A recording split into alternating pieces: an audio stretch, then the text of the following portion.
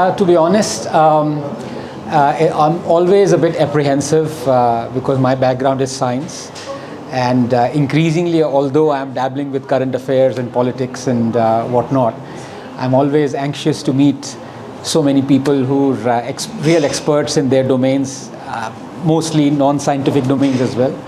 But it has been a real pleasure having interacted with so many people. I've learned so much. So I'm very thankful that this meeting could be arranged.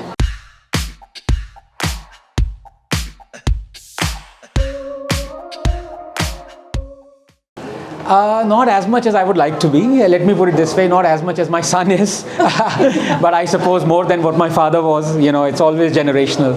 But yeah, I mean, I like to be on top of, sorry for giving away my age, but Microsoft Word and Microsoft PowerPoint. I suppose my generation is judging itself in terms of tech savviness through their expertise in these programs. No, but I think the revolution has totally changed the way we think, the way we live. And going forward, I mean, you have the AI-powered tools and everything. In fact, my generation, I would not be mistaken in believing are a touch apprehensive about the future, given how much technology-driven it's going to be.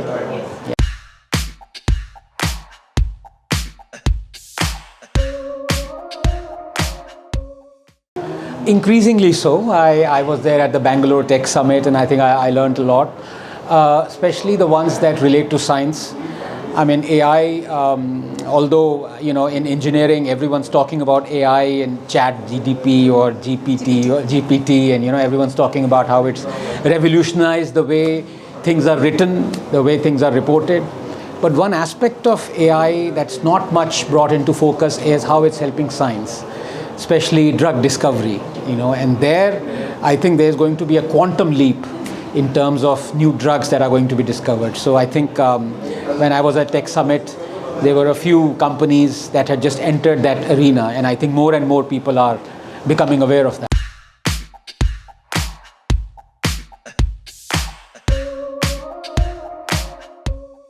Look, I mean, that's the way science is, you know, everything that you think is working towards the advantage of humanity can also be taken the other way. I mean, nuclear science is one glaring example, you know.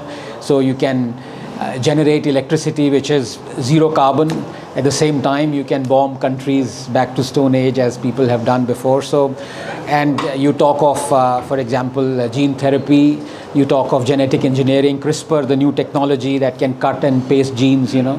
There are pros and cons for every scientific discovery has pros and cons.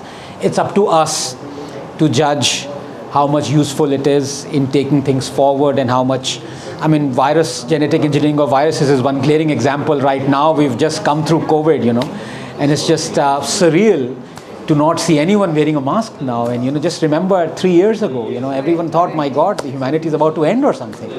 But we got through it. So science has its flip side, but I think I always look at glass half full.